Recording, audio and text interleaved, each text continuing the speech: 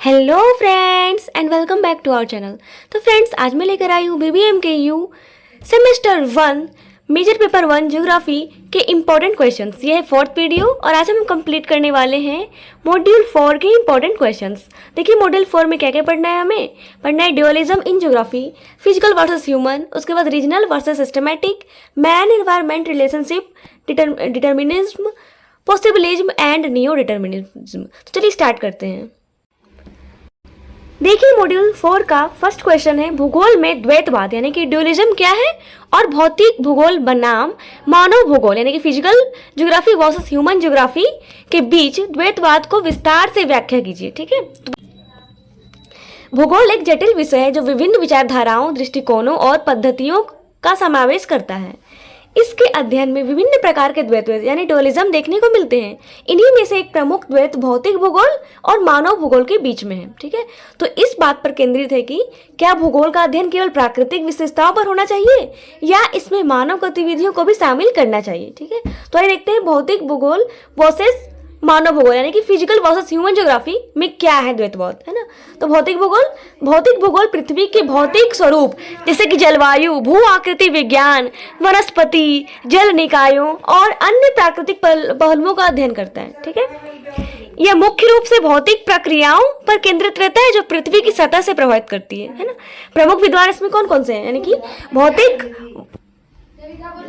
तो जो प्रमुख विद्वान है इसमें है हेम्बोल्ट, रैटजल और डेविस। ठीक है, उदाहरण एग्जाम्पल देख लीजिए, पर्वत, नदियां, महासागरों, धाराओं, जलवायु परिवर्तन, ज्वालामुखी विस्फोट आदि का अध्ययन इसमें होता है। नेक्स्ट है मानव भूगोल। तो मानव भूगोल क्या होता है, देखिए मानव भूगोल मानव समाज, उसकी संस्कृति, अर्थव्यवस्था, राजनीति, बस्तियां और पर्यावरण के साथ साथ उसके संबंधों का अध्ययन करता है। ठीक है, ये इस बात पर ध्यान देता है कि लोग विभिन्न स्थानों में कैसे रहते हैं, उनकी आर्थिक और सामाजिक गतिविधियां क्या है और उनका पर्यावरण पर क्या प्रभाव पड़ता है। तो इसके प्रमुख विद्वान थे कार्ल रिटर और ब्लैस। ठीक है, इसका एग्जाम्पल देख लीजिए, शहरों का विकास पढ़ते, इसमें जनसंख्या, वितरण, व्यापार, औद्योगिकरण और संस्कृति, भाषाएं इत्यादि के बारे में पढ़ते हैं। ठीक है, तो देखिए द्वैतवाद का ऐतिहासिक परिप्रेक्ष्य देख लीजिए। तो प्रारंभिक काल में देखें तो प्राचीन काल में भूगोल अधिकतर प्राकृतिक तत्वों तक सीमित था, है ना। यूनानी विद्वान हेरोडोटस और स्ट्राबो ने भूगोल को इतिहास और मानव समाज के साथ जोड़ा। 19वीं शताब्दी में हेम्बोल्ट ने भौतिक भूगोल पर ध्यान दिया जबकि रिटर ने मानव भूगोल को बढ़ावा दिया। वहीं 20वीं शताब्दी में ब्लास ने भूगोल में संभाव्यता यानी कि पॉसिबिलिज्म की अवधारणा दी, जिससे मानव भूगोल को और अधिक मजबूती मिली। आधुनिक युग में आज के समय में आज भूगोल में समकेती दृष्टिकोण यानी कि इंटीग्रेटेड अप्रोच अपनाया गया है, जिसमें भौतिक और मानव भूगोल संतुलित अध्ययन किया जाता है। ठीक है, अब देखिए नेक्स्ट क्वेश्चन नंबर 2, भूगोल में क्षेत्रीय बनाम व्यवस्थित दृष्टिकोण यानी कि रीजनल वर्सेस सिस्टमैटिक अप्रोच का वर्णन कीजिए। तो इसका इंट्रोडक्शन देखिए पहले। भूगोल के अध्ययन की दो प्रमुख विधियां हैं, एक क्षेत्रीय भूगोल और दूसरी व्यवस्थित भूगोल। यह द्वैतवाद इस बात से संबंधित है कि क्या भूगोल को संपूर्ण पृथ्वी के संदर्भ में व्यवस्थित रूप से पढ़ाया जाए या फिर इसे विभिन्न क्षेत्रों के अनुसार विभाजित किया जाए। ठीक है, देखिए क्या क्या है इन दोनों में डिफरेंस, विशेषता देखिए यहाँ पे लिखा हुआ है। उसके बाद उसके बारे में दृष्टिकोण, तो देखिए दृष्टिकोण क्षेत्रीय भूगोल क्या है, किसी विशिष्ट क्षेत्र का अध्ययन करता है ये, जबकि व्यवस्थित भूगोल संपूर्ण पृथ्वी पर किसी विशेष तत्व का अध्ययन करता है। ठीक है, ये पूरा पृथ्वी के बारे में अध्ययन करता है, जबकि क्षेत्रीय किसी विशिष्ट क्षेत्र का अध्ययन करता है। उद्देश्य, तो क्षेत्रीय भूगोल का उद्देश्य किसी क्षेत्र की विशेषताओं को समझना और जबकि व्यवस्थित भूगोल का उद्देश्य विभिन्न विषयों के बीच संबंधों की व्याख्या करना। इसका एग्जाम्पल है भारत का भौगोलिक अध्ययन और इसका एग्जाम्पल है विश्व की जलवायु प्रणाली। ठीक है, नेक्स्ट देखिए क्षेत्रीय भूगोल क्या होता है, तो क्षेत्रीय जिसमें पृथ्वी को विभिन्न भौगोलिक इकाइयों जैसे कि महाद्वीप, देश, प्रदेश में विभाजित करके अध्ययन किया जाता है। ठीक है, प्रत्येक क्षेत्र को प्राकृतिक विशेषताओं, जनसंख्या, संस्कृति और अर्थव्यवस्था का विस्तार से अध्ययन इसमें किया जाता है। इसमें प्रमुख विद्वान है रिटर, ब्लास, हार्टसॉर्न और सौर।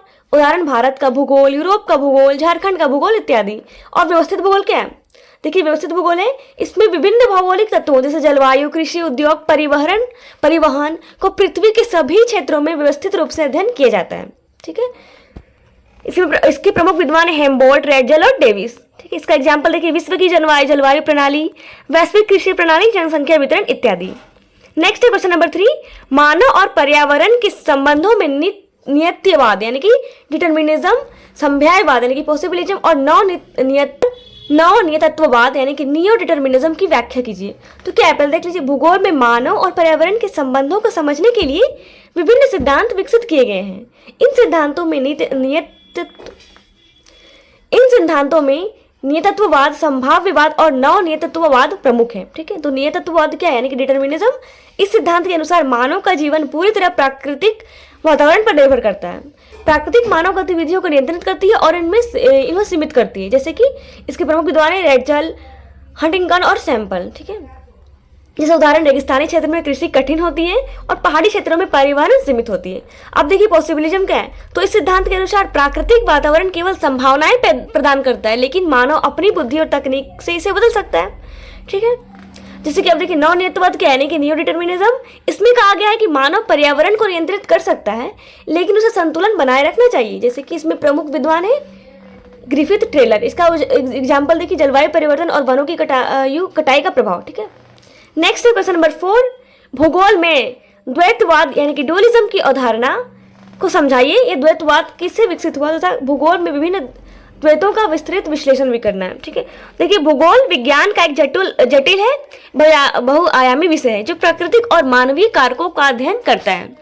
इसके विकास में समय समय पर विभिन्न दृष्टिकोण अपनाए गए हैं, जिनमें द्वैतवाद की अवधारणा प्रमुख रही है। द्वैतवाद का अर्थ क्या है, दो विपरीत विचारधाराओं का अस्तित्व जो किसी विषय की व्याख्या को अलग अलग तरीके से प्रस्तुत करते हैं। तो भूगोल में द्वैतवाद की अवधारणा, भूगोल में द्वैतवाद इस प्रश्न से जुड़ा है कि क्या भूगोल केवल प्राकृतिक विज्ञान है या इसे मानव विज्ञान भी माना जाना चाहिए। ठीक है, तो भूगोल में विभिन्न प्रकार के द्वैतवाद है। कौन कौन से, पहला है फिजिकल वर्सेस ह्यूमन ज्योग्राफी।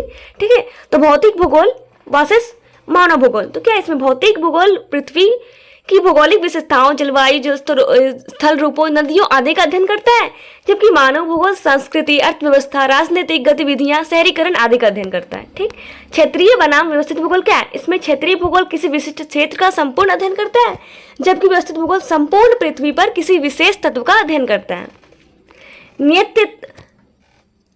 अब है डिटर्मिनिज्म वर्सेस पॉसिबिलिज्म। ठीक है, यानी कि नियतत्ववाद और संभाव्यवाद। तो नियतत्ववाद क्या है, प्रकृति मानव जीवन को नियंत्रित करती है, ये कहता है, और संभाव्यवाद का कहना है कि मानव अपनी बुद्धि से प्रकृति को बदल सकता है। ठीक है, अब देखिए ऐतिहासिक बनाम समकालीन भूगोल यानी कि हिस्टोरिकल वर्सेस कॉन्टेम्पररी जियोग्राफी। तो ऐतिहासिक भूगोल किसी स्थान के भौगोलिक बदलावों पर अध्ययन करता है, जबकि समकालीन भूगोल वर्तमान भौगोलिक घटनाओं और समस्याओं पर केंद्रित होता है। उदाहरण देख लीजिए, प्राचीन भारत में नगरों का विकास और भारत में शहरीकरण की समस्याएं। ठीक है, अब देखिए भूगोल में द्वैतवाद का ऐतिहासिक विकास कब हुआ था। देखिए तो प्राचीन काल में देखिए तो यूनानी विद्वान स्ट्रैबो ने भूगोल को ऐतिहासिक और प्राकृतिक दृष्टिकोण से देखा। वहीं मध्यकाल में अरब विद्वानों ने इसे अधिक व्यवस्थित बनाया। ठीक है, और 19वीं शताब्दी में हेम्बोल्ट जो कि भौतिक भूगोल और रीडर मानव भूगोल ने इसे नई दिशा दी थी। ठीक है, अब देखिए 19वीं शताब्दी में अब देखिए 20वीं शताब्दी में ब्लास ने संभाव्यवाद प्रस्तुत किया और हार्टसॉन ने क्षेत्रीय भूगोल का विकसित किया। ठीक है, अब देखिए नेक्स्ट है क्वेश्चन नंबर 5, मानव और पर्यावरण के बीच संबंधों के प्रमुख सिद्धांतों की तुलना कीजिए। ठीक है, तो मानव और पर्यावरण के संबंधों को समझने के लिए विभिन्न भूगोलवेत्ताओं ने कई सिद्धांत प्रस्तुत किए हैं। ठीक है, इनमें से 3 प्रमुख सिद्धांत है। कौन कौन से, नियतत्ववाद यानी कि डिटर्मिनिज्म, संभाव्यवाद और नव नियतत्ववाद यानी कि नियो डिटर्मिनिज्म। ठीक है, तो प्रमुख सिद्धांतों की व्याख्या देख लीजिए।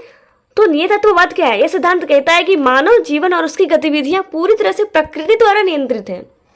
ठीक है, जैसे कि रेगिस्तानी क्षेत्रों में कृषि असंभव है और ठंडे क्षेत्रों में जीवन कठिन है। संभाव्यवाद कहता है कि प्राकृतिक वातावरण सीमाएं निर्धारित कर सकता है, लेकिन मानव अपनी बुद्धि और तकनीकों से इन सीमाओं को पार कर सकता है। ठीक है, नव नियतत्ववाद क्या कहता है कि सिद्धांत कहता है कि मानव पर्यावरण को नियंत्रित कर सकता है, लेकिन उसे संतुलन बनाए रखना चाहिए। ठीक है, इसके प्रमुख विद्वान है ग्रिफिथ टेलर। एग्जाम्पल देखिए इसका, ग्रीन हाउस प्रभाव के कारण जलवायु परिवर्तन की समस्या बढ़ रही है। ठीक है, और देखिए प्रमुख विशेषताओं की तुलना, सिद्धांतों की तुलना। ठीक है, देखिए पहले हम नियतत्ववाद, संभाव्यवाद और नव नियतत्ववाद को एक पढ़ लेते हैं, उसमें क्या क्या डिफरेंस है। ठीक है, तो विचारधारा देखिए, नियतत्ववाद का विचारधारा है कि प्रकृति ही सब कुछ नियंत्रित करती है, जबकि संभाव्यवाद कहता है कि मानव अपनी इच्छानुसार बदलाव कर सकता है, और नव नियतत्ववाद कहता है कि प्रकृति और मानव में संतुलन आवश्यक है। मानव की भूमिका इसमें पूर्णतः निष्क्रिय है क्योंकि ये पूरी तरह से प्रकृति पर निर्भर है। ये सक्रिय और नवचारी है, जबकि ये सीमित सक्रियता के साथ जिम्मेदार है। प्रमुख विद्वान इसमें रेडजल सैंपल, इसके ब्लास है और इसके ग्रिफिथ ट्रेलर है। उदाहरण देख लीजिए, ठंडे क्षेत्रों में जीवन कठिन है और इसका संभाव्य एग्जाम्पल इसराइल में रेगिस्तान को उपजाऊ बनाया गया है ना, मनुष्य ने अपनी बुद्धि का यूज करके। और देखिए नवनीतित्ववाद का एग्जाम्पल है औद्योगिकी कारण जलवायु परिवर्तन की समस्या होने लगी है। ठीक है, तो देखिए ये रहा इंपॉर्टेंट क्वेश्चंस मॉड्यूल 4 के। तो इसी के साथ फ्रेंड्स ज्योग्राफी के चारों मॉड्यूल्स के इंपॉर्टेंट क्वेश्चंस कंप्लीट हो चुके हैं। तो मिलते हैं नेक्स्ट वीडियो में, तब तक के लिए बाय बाय, टेक केयर।